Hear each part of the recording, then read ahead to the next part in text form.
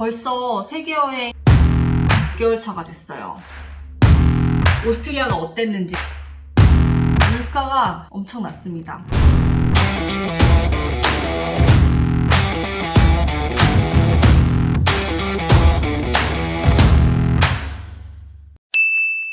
비엔나에서 저희가 음악회를 보러 갔어요. 모차르트가 되게 유명한 도시잖아요. 제가 클래식을 막 엄청 좋아하거나 그런 건 아닌데 그래도 싫어하진 않거든요. 그래서 음악회를 갔는데 너무 감동적인 거예요.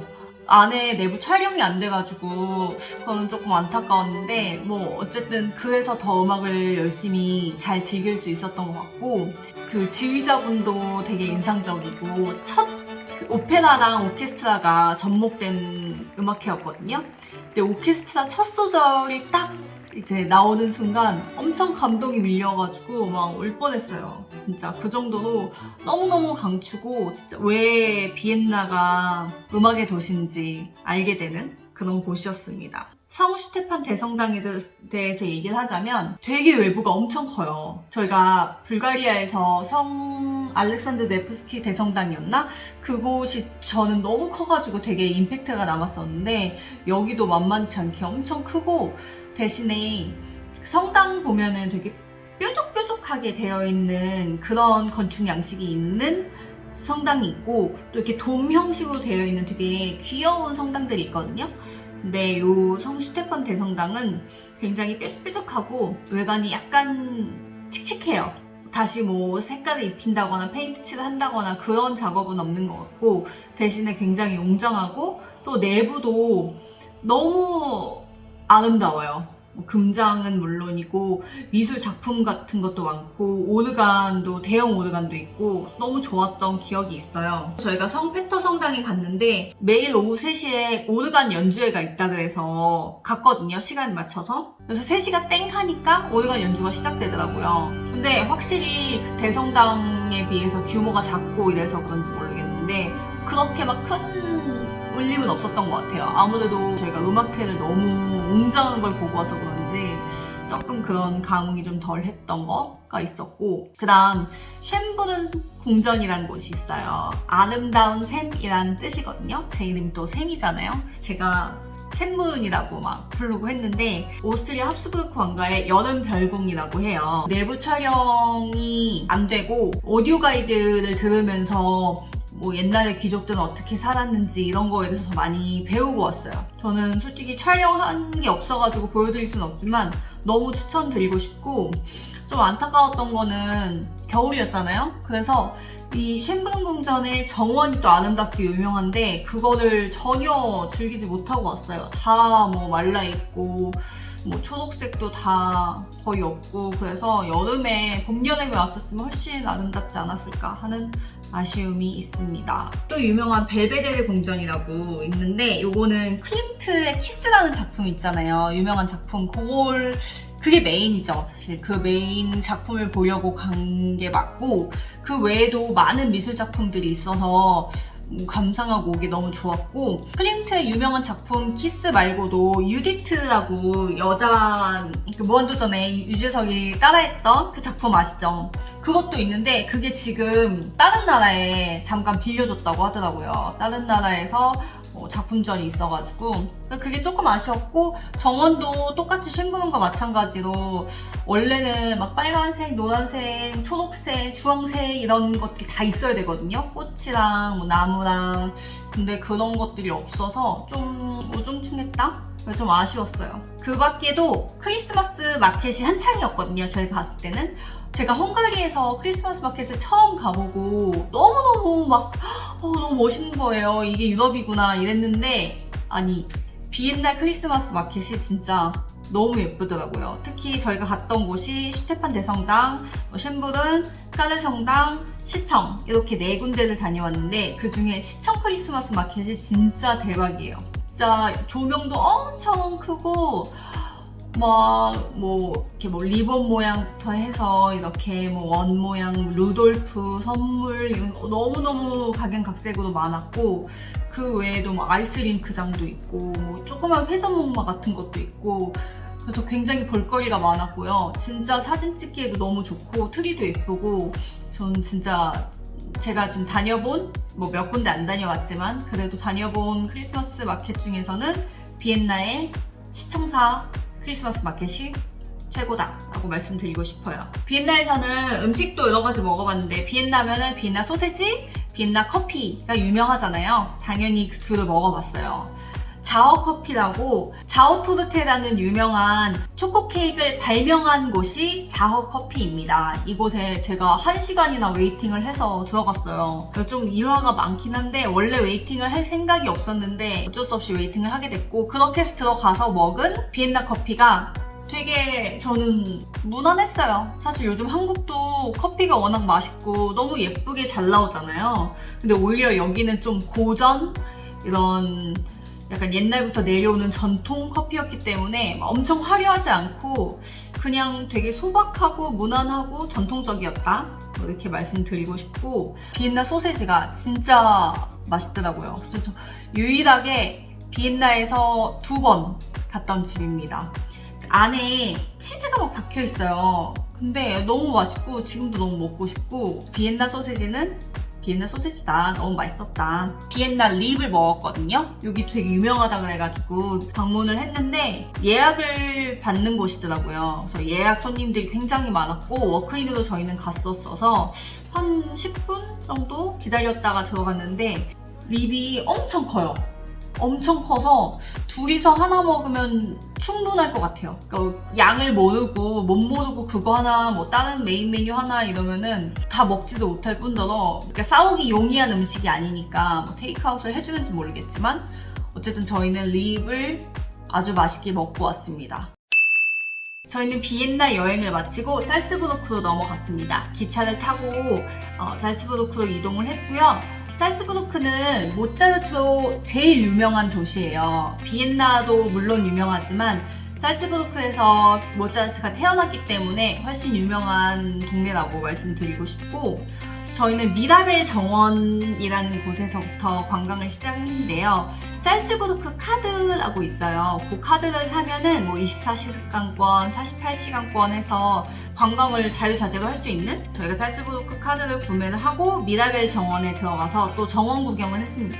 근데 저희가 짤츠부르크에 갔을 때는 눈이 엄청 많이 와가지고 여기도 마찬가지로 눈에 완전히 덮여버린 미라벨 정원을 그냥 눈으로 구경을 하고 왔고요. 미라벨 궁도 들어갈 수는 있는데 워낙 저희는 또 궁이나 뭐 대성당이나 이런 데 너무 많이 다녔어서 따로 들어가 보진 않았어요. 마크르트 다리라고 자물쇠가 막 달려있는 유명한 다리가 있어요. 그래서 거기 다리 올라가서 자물쇠도 보고 그 다리 올라가면은 짤츠부르크의 풍경이 쫙 보이거든요. 겨울이어서 그런지 특히 야경이 좀 더 멋있었고 아까 말씀드린 것처럼 봄, 여름에 갔었으면 조금 더 예쁘지 않았을까 하는 아쉬움이 남습니다. 짤츠부르크의 메인 거리라고 할 수 있는 게트라이데 거리를 가보았어요. 거기가 이제 메인 스트릿이라고 볼 수 있거든요.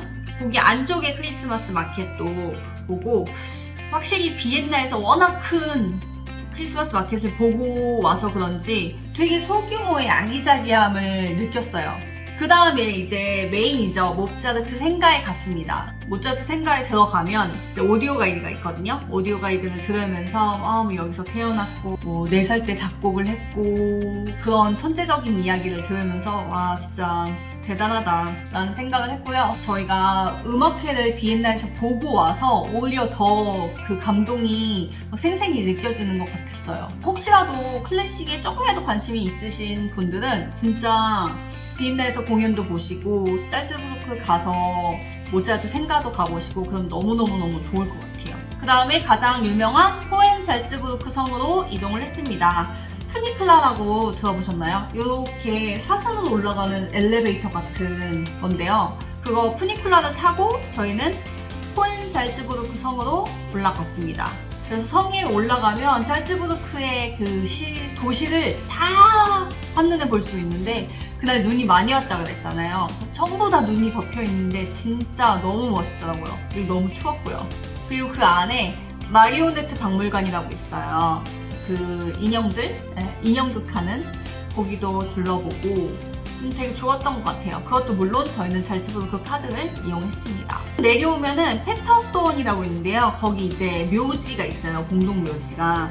우리나라처럼 칙칙하고 조금 뭐 무섭고 가기 좀 꺼려지고 이런 곳이 아니고 분위기가 되게 진짜 정원 같고 공원 같고 이런 느낌이 있어서 그런 것도 되게 인상이 깊었고, 특히 영화 사운드 오브 뮤직 촬영 장소라고 해요. 저는 그 영화를 어렸을 때 본 기억은 있는데 그렇게 막 뚜렷하긴 하진 않거든요.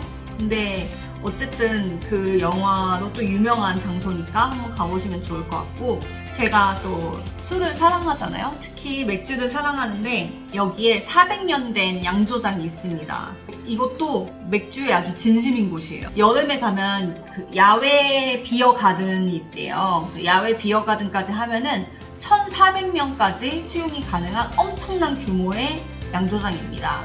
되게 신선한 풍경이었어요. 일단 맥주 500 아니면 맥주 이제 1000cc죠. 1리터 이렇게 사요. 티켓으로 사고 뒤에 잔들이 빼곡하게 있어요. 잔 중에 마음에 드는 거 골라서 이제 여기 수도가 같은 데서 한번 헹구고, 그 다음에 갖고 가면은 이만한 나무 오크통에서 따라주시거든요. 이렇게 수도가 해가지고 수도꼭지에 그렇게 해서 먹는 거예요. 먹고 안주도 푸드코트가 뒤쪽에 또 따로 마련이 돼 있어서 뭐 소세지는 물론이고 립이나 뭐 햄이랑 슈니첼이랑 생선이랑 다 있어요. 치즈랑 샐러드랑. 여기는 양조장 안에서도 되게 룸도 되게 많거든요. 홀이. 근데 그 중에 한 곳에 가보니까 긴 쇠꼬치 같은 걸로 맥주잔을 이렇게 넣어요. 그러면은 거기서 막 연기가 나면서 거품이 부글부글 하거든요. 그런 되게 특이한 맥주도 있었어요. 근데 저희는 그때 맥주를 이미 2잔 정도 먹은 후여가지고 돌아가는 길에 본 거여서 못 먹어본 게 조금 아쉽지만 다음에 또 기회가 있겠죠. 그렇게 눈 내리는 밤거리를 즐기며 또 숙소에 돌아왔던 그런 기억이 있습니다. 할슈타트는 잘츠부르크에서 근교로 여행을 갈 수 있는 곳 중에 가장 아름다운 곳으로 유명한 곳이에요. 가는 방법이 조금 막 다이렉트하게 있진 않아요. 근교라고 해도 한 번에 갈 수는 없고요. 기차 또는 기차 버스를 이용해서 할슈타트역으로 가서요. 그 역에서 또 배를 타고 안으로 들어가야 됩니다. 그래서 유람선을 타고 안으로 들어가는데 그 오랜만에 호수를 보니까 또 저희가 오흐리드에서 한 달 찾았잖아요. 북마케도니아가 또 생각나는 순간이었습니다. 직접 가보니까 너무너무 아름다운 곳인 거는 확실한데 날씨가 잘츠부르크 있는데 내내 눈이 많이 왔는데 할슈타트 가는 그 길도 눈이 엄청 많이 왔어요. 그래서 저는 할슈타트의 그 풍경, 설경을 보려고 눈이 지금 많이 오니까 가면은 또 엄청 많이 와 있겠다 싶어서 도착을 했는데 눈은 다 녹고 그 눈이 안개가 돼 있더라고요. 그래서 안개가 자욱하게 엄청나게 껴있는 할슈타트를 관광하고 올 수밖에 없었습니다. 구글에 찾아보면 너무너무 예쁜 풍경이 많이 나오는 곳이에요. 진짜 날씨 좋을 때 가면 인생샷 100장 찍을 수 있는 곳인데 저는 그냥 눈으로 담고 왔습니다. 왔다 갔다만 좀 시간이 많이 걸리기는 하는데 그래도 당일치기로 가기 너무 좋은 곳이고 한 3시간, 4시간 정도 체류하다가 돌아오시면 충분히 관광을 하실 수 있을 것 같아요.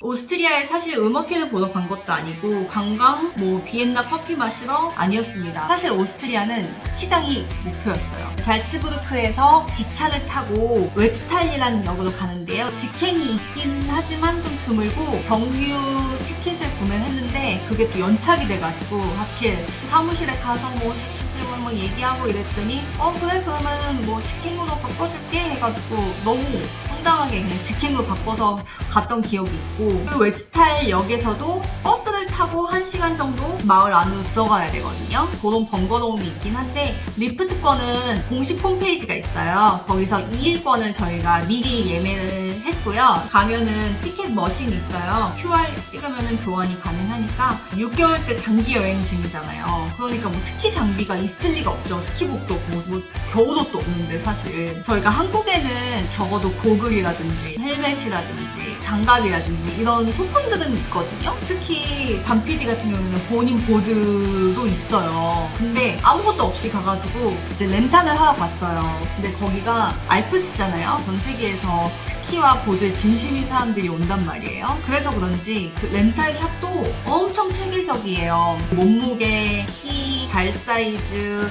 이런 거를 다 체크를 하고 그거에 맞게끔 커스텀을 해서 부츠나 스키나 폴이나 보드나 이런 거를 다 준비를 해주고요. 그거를 전문으로 하시는 또 직원분들이 계세요. 그래서 저는 좀 그런 게 좀 충격이었어요. 한국에서는 뭐 그런 거 없잖아요. 발 몇이세요? 네, 뭐 35요. 그런 게 조금 감동적이었다. 하지만 가격은 감동적이지 않았습니다. 일단 리프트권이 243유로, 렌탈이 504유로, 총 747유로였는데요. 100만 원이에요. 이틀 타는데 저랑 반피디랑서 100만 원을 썼어요. 물론 여기에는 숙소, 뭐 교통, 뭐 식비 이런 거 다 제외한 금액입니다. 솔든에서 3박 있었는데 진짜 역대급으로 돈 쓰고 온 것 같아요. 근데 돈을 많이 썼음에도 불구하고 정상에 올라가잖아요. 그러면 그런 게 다 잊혀집니다. 뷰도 너무 좋고 이 설질도 너무 좋고 슬로프가 일단 너무 길어요. 저희가 첫째 날에는 잘 모르니까 그냥 이렇게 찔끔찔끔 다녔거든요. 근데 둘째 날은 우리 꼭대기까지 한번 올라가 보자 해서 꼭대기까지 올라갔다가 내려오는데 하루를 다 썼어요. 그러니까 한 번 올라갔다 내려왔다 올라갔다 내려왔다가 아니고요. 여기서 여기까지 올라가고 여기서 여기까지 올라가고 조금 타고 이쪽으로 내려와서 여기서 또 올라가고 조금 타다가 또 올라가고 이런 식으로 해가지고 꼭대기에서 내려오는데 진짜 너무 오래 걸렸고요. 진짜 하루를 다 썼던 기억이 있습니다. 슬로프가 우리나라랑 비교가 안 되는 거예요. 팁을 하나 드리자면요. 레벨이 한국과는 달라요. 중급 정도 타시는 분은 알프스에서는 초급 타셔야 되고요. 상급 정도 탄다 하시는 분들은 중급 타셔야 될 것 같아요. 저는 솔직히 말해서 왕초보들은 어디서 타야 될지 모르겠어요. 알프스 스키장은. 경사가 좀 많이 가파르고요. 최상급은 아예 그냥 절벽이에요. 죽을 수도 있어요. 그리고 한국처럼 펜스가 잘 되어 있는 게 아니어서 그냥 낭떠러지거나 그냥 숲풀이거나 그래서 조금 타실 줄 아는 분들이 오시는 걸 추천합니다. 또 한 번 가보고 싶은데 평생에 기회가 있을까 하는 생각이 듭니다.